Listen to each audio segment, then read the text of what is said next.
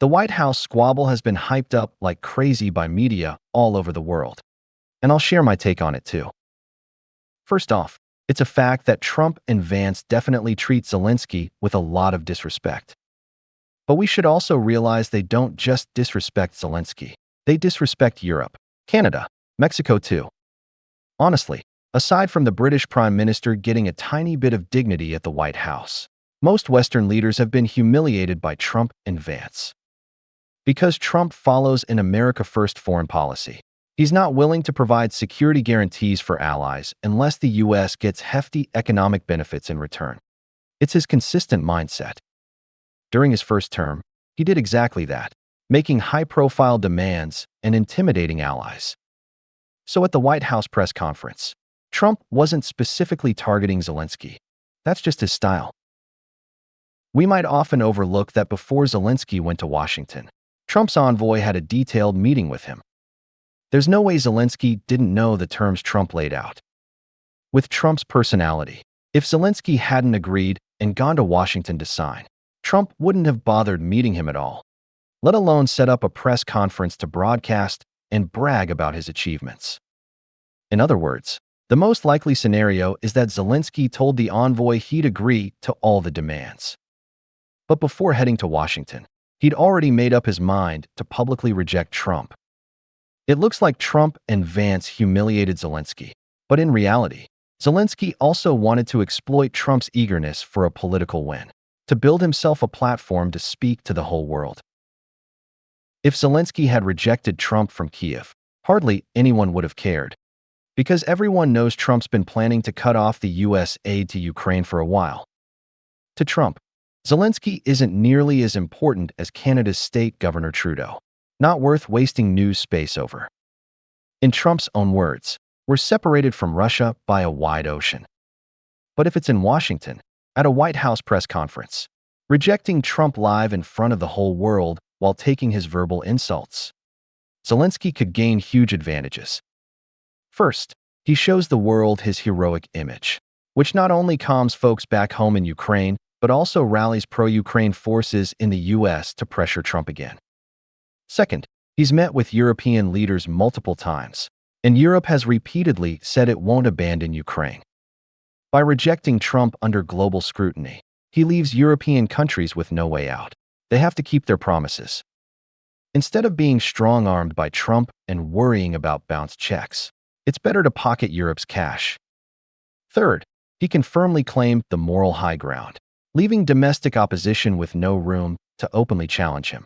So he keeps control of Ukraine. Yeah, Trump and Vance are both jerks. But in my eyes, Zelensky's hardly a hero either. Trump said something right. The Ukraine war shouldn't have happened in the first place. Ukraine's main demands before the war, joining the EU, joining NATO, were totally impossible. Crimea is still in Russian hands, and they lost a few eastern states too. Ukraine hit Russia hard, caused tons of Russian troop casualties, and dragged Russia's economy into a mess. But at what cost? Isn't that the very question BBC, CNN, and other Western media keep raising? An entire generation of Ukrainians died in the fighting. Huge numbers fled abroad. The country's a pile of ruins, and the economy's totally collapsed. We can blame it all on Russia and Putin's greed. But I think Zelensky himself bears a big chunk of responsibility too. After taking office, he kept pushing to join the EU, join NATO, and even wanted Crimea back. NATO's broken its promises and expanded eastward multiple times, leaving Russia with no room to compromise. And Crimea, Russia fought for it with generations of blood, and historically it's got nothing to do with Ukraine. It was only during the Soviet era that Khrushchev handed Crimea over to Ukraine. Russia seizing Ukrainian territory is definitely wrong legally. But is the modern world a place of fairness and justice? Does Palestine get fairness and justice? Gaza's been bombed to rubble, and Trump wants Palestinians exiled abroad so the U.S. real estate tycoons can take over Gaza. European politicians haven't seen one step up to shout fairness and justice for Palestinians. As a small country, Ukraine should have known that being a pawn for either the US or Russia is deadly. The best move is staying neutral and compromising a bit. The most realistic thing Zelensky could have done after taking power was ease tensions with Russia, offer the U.S. enough benefits to tie the U.S. and Ukraine tightly together, while not chasing NATO or EU membership and focusing on growing the economy. As for Ukraine taking a loss, I'd say every conflict in history has a side that loses. It's decided by strength. Let's set Ukraine aside and talk about China for a sec. As one of the four major Allied powers in World War II and the main force against Japanese fascism, did China get fair treatment? At the end of World War II, the Soviet Union, the US, and Britain signed the Yalta Agreement, carving up Chinese territory, Outer Mongolia, and handing it to Stalin as part of the Soviet sphere.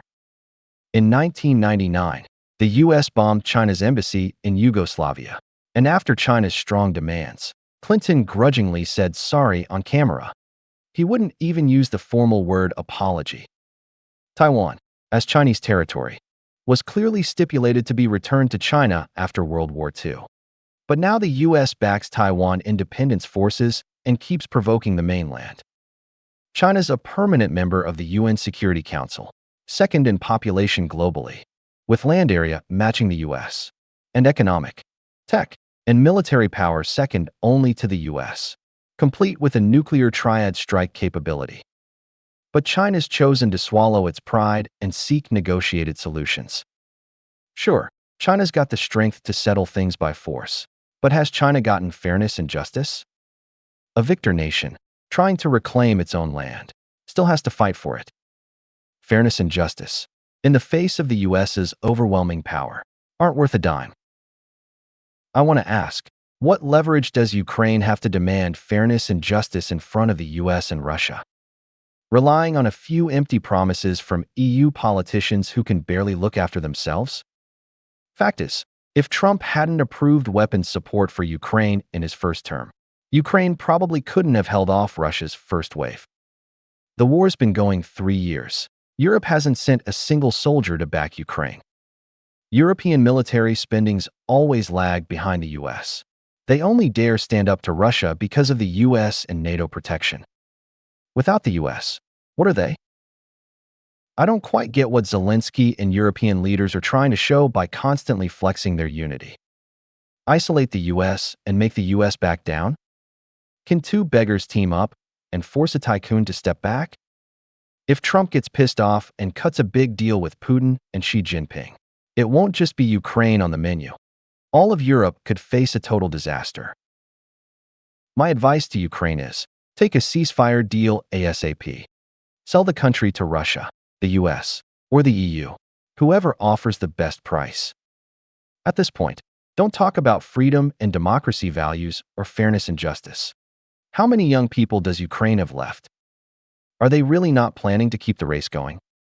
A crazy country like Japan, after taking 2 atomic bombs, still new to surrender.